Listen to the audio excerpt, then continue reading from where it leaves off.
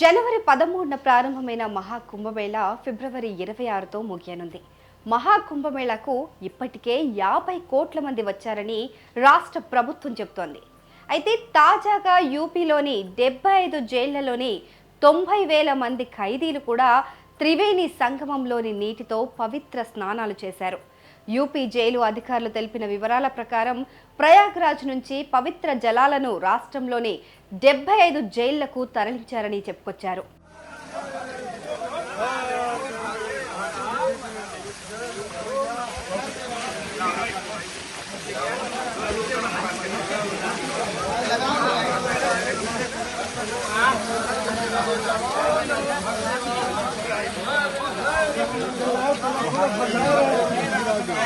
कलश बचा के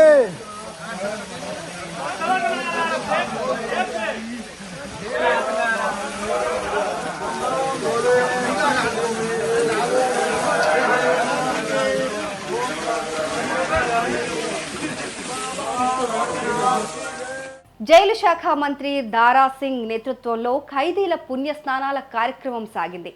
ప్రపంచంలోని ప్రజలంతా కుంభమేళాలో పవిత్ర స్నానాలు చేయాలని ఉత్సాహం చూపిస్తుంటే ఇక్కడి ఖైదీలకు ఎందుకు అవకాశం కల్పించకూడదు అనిపించింది. అందుకే ఖైదీలకు కూడా పుణ్య స్నానాలు చేసే అవకాశం కల్పించాలని అనుకున్నట్టు ఆయన తెలిపారు.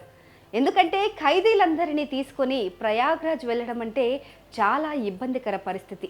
అందుకే ప్రయాగ్రాజ్లో ఉన్న త్రివేణి సంగమం నుంచి పవిత్ర జలాల్ని జైలుకు తీసుకొచ్చే కార్యక్రమం మొదలుపెట్టామని పోలీసులు చెప్తున్నారు. సంగం ఘాట్ నుంచి ఈ పవిత్ర జలాలను ట్యాంకర్లలో నింపి రాష్ట్రంలోని జైళ్లకు తరలించారు. ఆ నీటిని స్నానాలకు ఉపయోగించే నీటిలో కలిపి తరువాత డ్రమ్ములతో నింపామని జైళ్ల శాఖ డీజీపీ తెలిపారు. ఆ తర్వాత ఖైదీలంతా పూజలు చేశారన్నారు.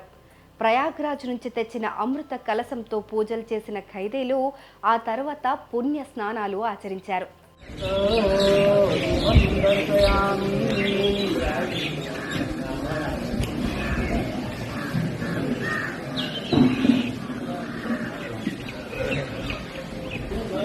गंगा मैया की जय, मैया की जय, सरस्वती माता की जय, गंगा मैया की जय, रामचंद्र भगवान जय.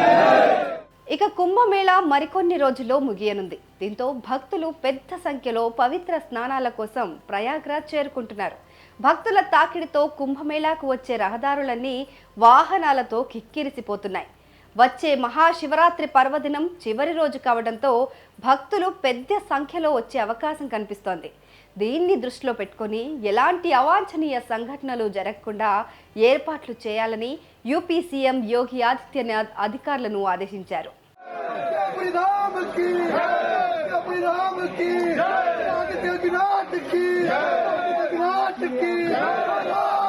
जय